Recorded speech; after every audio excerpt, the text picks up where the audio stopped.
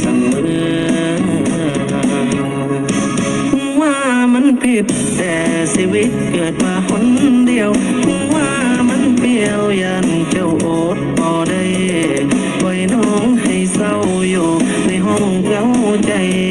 โปรดให้อภัยที่อ้ายมาซาเกิ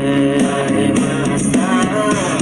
ขันตัวเมียได้และอ้ายสิเฝ้าไปหาโอ้น้องแก้วตาเจ้านั้นอยากน้อยใจแต่ว่าตอนนี้อ้ายในเมื่อบ่ได้ยานว่าเมียสงสัยว่าอ้ายนี้ไปเล่นสาวขันตัวเมียได้ละอ้ายสิเฝ้าลอยมือน้องอยู่บ้านเหนืออ้ายไม่อยู่บ้าน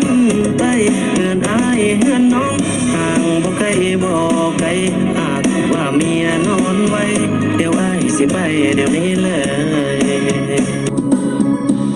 อย่าล้อมไว้นางอย่าล้อมนะอย่าล้อมเลี้ยงใจมองเศร้า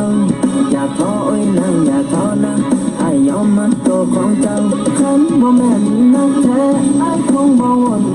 บ่เว้าย้อนแต่ทางน้องสาวจึงอยากสิเอา